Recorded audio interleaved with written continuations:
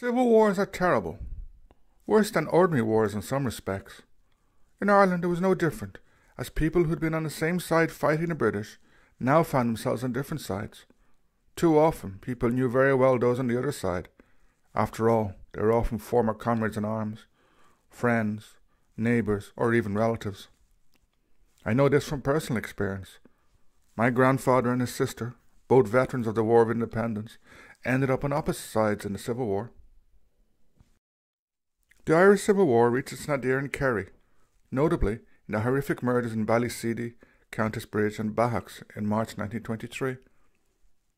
For various reasons, getting accurate figures can be difficult, but according to O'Shea's new work, 86 members of the Free State Army were killed in Kerry in the Civil War, along with 73 anti-treaty IRA members, of whom 42 were killed extrajudicially, a euphemism for murder. 14 civilians were also killed.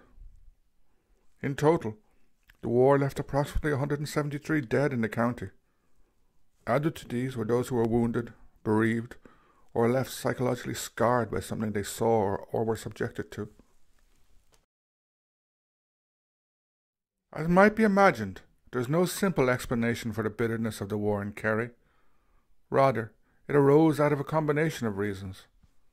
First, even during the War of Independence, relations between Dublin and Kerry were undermined by misunderstandings. For example, in the Cahersiveen area, many in the IRA were convinced that a lie-low order had been issued to them to allow weapons be landed between Waterville and Ballinaskelligs. After this issue was cleared up, many more actions were then carried out in the Iveragh area. Despite this, many in Dublin were convinced that the IRA in Kerry had not done enough, often regarding the men and women from Kerry with contempt. This would be something quite common among the high ranks of the Free State Army in Kerry during the Civil War. Second, there were rifts caused by rivalries, such as between the different IRA companies. In addition, the removal of the commanding officer of the 1st Kerry Brigade, Paddy Cahill, also created divisions. These divisions in themselves were not enough to explain the horror of what would happen in Kerry. We also have to add the ideological and personal divisions caused by the split over the treaty. Splits in revolutionary organisations always have a tendency to become very bitter, especially when the other side are seen as being traitors. Another factor is that counterinsurgency warfare is a very difficult type of fighting, one in which the side combating insurgents is very often prone to carrying out harsh reprisals. This would definitely occur in Kerry. However, perhaps the main reason for the horror that would occur in Civil War Kerry was the behaviour of the Free State Army, and perhaps especially the infamous Dublin Guard. On the one hand, the army was badly led. Free State losses to ambushes must have affected its morale, while there seems to have been a lot of drinking going on.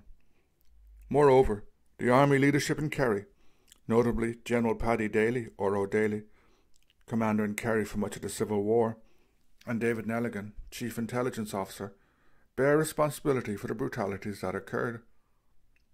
Daly and other officers had been part of Collins' squad in Dublin.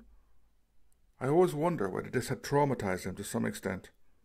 However, nothing can excuse what they carried out in Kerry.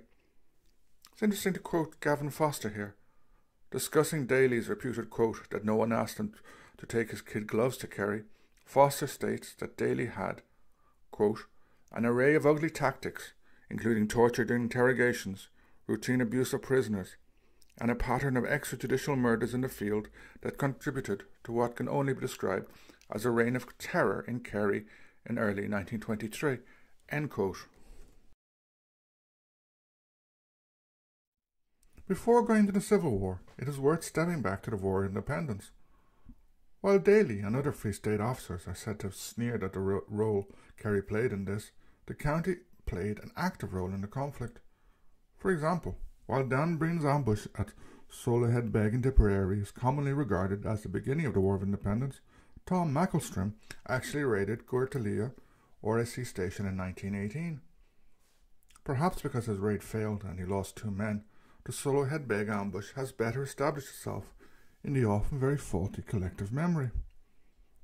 Despite the confusion caused by the supposed lie-low order, in the last year of the War of Independence, there was a strong intensification of fighting in Iveragh and South Kerry. In 1921 there were ambushes and conflicts in Killorglin, Glenbeigh, Glencar, Cahersiveen, Sneem and Kenmare. Some RIC barracks were abandoned. Cahersiveen itself was almost cut off. There were ambushes nearby, while the auxiliaries took over Carnegie Hall and other buildings and built trenches across the roads. The town was almost cut off. Indeed, a small plane flew overhead at some stage, dropping anti-IRA leaflets. Although Kerry is often regarded as being anti-treaty, like everywhere else in Ireland, the county was deeply divided. Of Kerry's 8 TDs, 5 voted in favour of the treaty and 3 against. The most famous anti-treaty TD was Austin Stack, while Fionn Lynch from Cahersiveen was one of the best known of those in favour. He was a volunteer before being elected TD in 1918, and during the Civil War became a Commandant General. In the maelstrom that was Irish politics before the Civil War, the Labour Party seemed to be the only voice that tried to break away from the militarism that characterised both sides of the treaty debate, leading a one-day strike against militarism on the 24th of April 1922. Unfortunately, their voice for moderation was drowned out.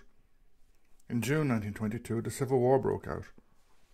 The anti-treaty side were initially defeated in Dublin, and then in the defence of the so-called Republic of Munster.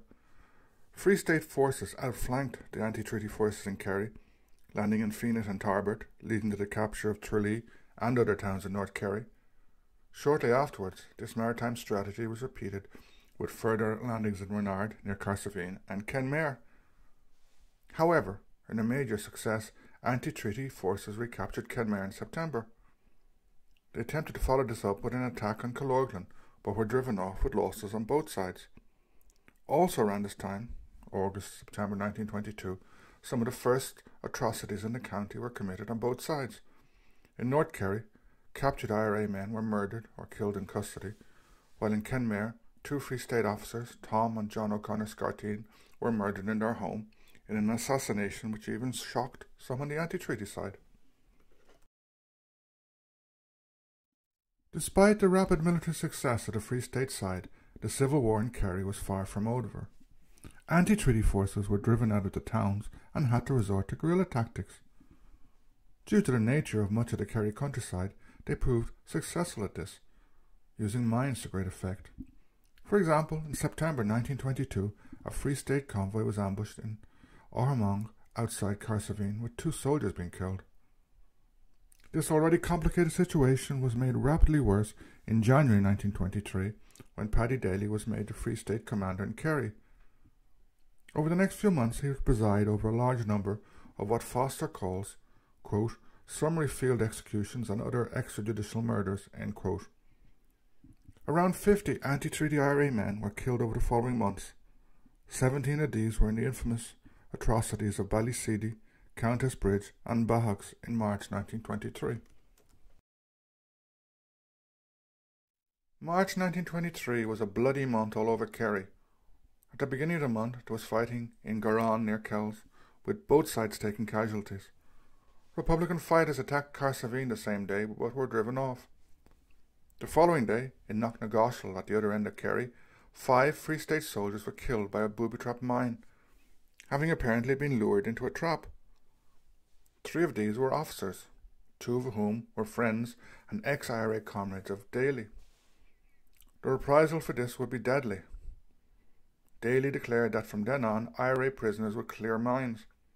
However, this seems to have been more of a pretext for the murders that would follow.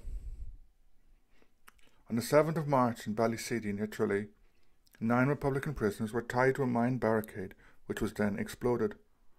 8 were killed and 1 badly wounded, who amazingly escaped. The same day, 4 other prisoners were murdered in the same way on Countess Bridge near Killarney, with 1 prisoner also escaping. In South Kerry, the anti-treaty forces were very strong in Garran and the Inny Valley, mountainous areas near Cahersiveen and Waterville. Glencar was another stronghold. A sort of stalemate had been achieved here, with the Free State forces holding the towns and the anti-treaty forces the rural and mountainous areas. However, this stalemate would be broken in March 1923. a number of Free State columns were sent into the area, overwhelming the anti-treaty units. One large column managed to surprise what was called Active Service Unit No. 1 in Garonne. The officers of this unit were billeted in a house which was surrounded by Free State troops, and after a firefight they were captured. One of these officers, Dan Clifford, the engineering officer, was immediately shot after surrendering. It's unsure why, perhaps because as the engineering officer he was blamed for the mines the Free State officers hated. Most of the other IRA men in this unit escaped, as the Free State soldiers seemed to have broken their encirclement while capturing the officers. The captured men were then brought to Bahaghs Workhouse, a little outside Cahersiveen. This had been taken over by the army and used as a prison. Tensions were high there. During the night, a relative of one of the Free State soldiers killed in Garonne fired into the cell where the IRA prisoners were kept, shattering the thumb of one of them, Peter Brady, a trainee doctor. Shortly before this, other IRA men had been captured nearby. On the 2nd of March, 5 IRA men came down to Drummond, a mountainous region near Waterville, to go to a wake. Their names were Dan Shea, Michael Courtney, William Reardon, John Shukru, and Eugene Dwyer. Initially, they went to Dan Shea's family home, where they were fed by his mother. Afterwards, they went to Curravola for the wake itself. However, Free State forces were told of this and sent a large unit to Curravola, capturing the 5 men. Initially, only 4 were arrested, as Dan Shea at first evaded the Free State men, but in the second search he was found. The 5 men were brought to Bahaghs Workhouse, then being used as a temporary prison by the Free State forces. It's worth noting that none of them were armed when they were captured. As mentioned, the prisoners captured at Garonne were also brought to Bahaghs. However, they were fortunate.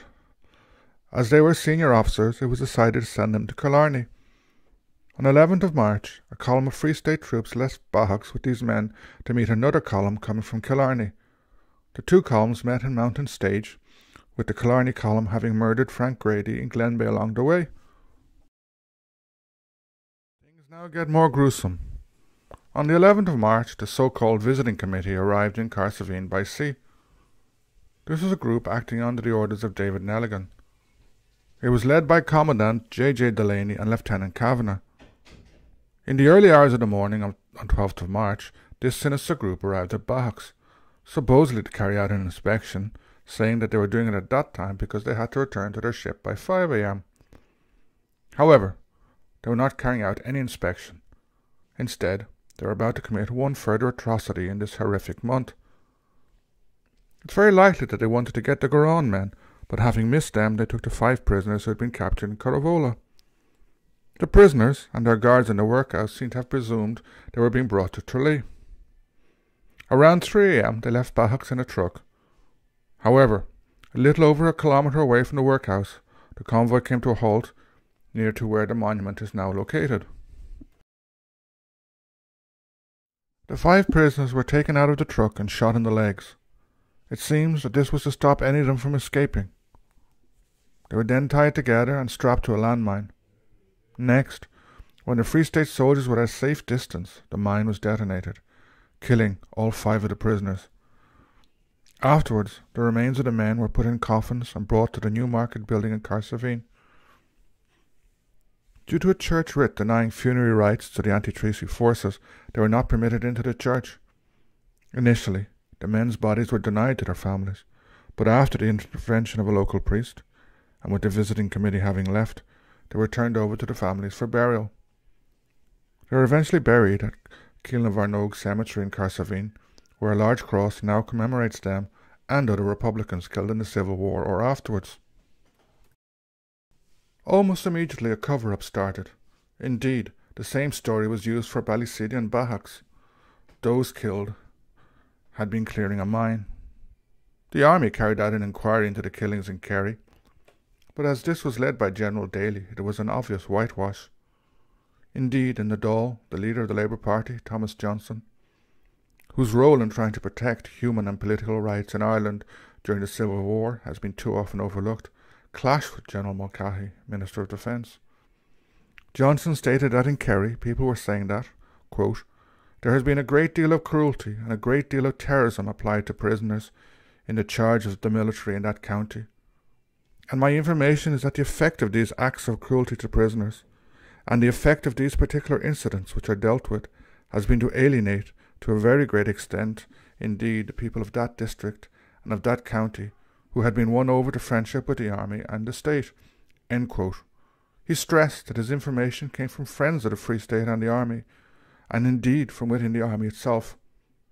However, his efforts to get a proper inquest failed. It is hard to know how to end this video, which has not been easy to make. March 1923 was a terrible month in Kerry. Too many lives were lost, and many others wounded or psychologically scarred. The Free State forces won the war, but in doing so committed a significant number of atrocities, as well as carrying out a large number of executions. Within a couple of months of the atrocities in Kerry, the Civil War would end, and the attempt to build a democratic state began. Much was lost with the war, including the hope that the Boundary Commission would significantly alter the borders imposed in 1921, thus leading to some sort of unification. It is perhaps most appropriate to end this video with a quote from John Dorney from his excellent article on March 1923 called "Der Terror Month." He states the following, quote, "The Irish Revolution, born out of violence but also with great hopes in 1916, died a miserable death in the backroads of Kerry in the spring of 1923, like so many revolutions, consuming its own sons." End quote. As a postscript, I'd like to add that a new monument to those murdered at Bahaghs will be unveiled shortly. The fundraising link for this is in the notes to this video.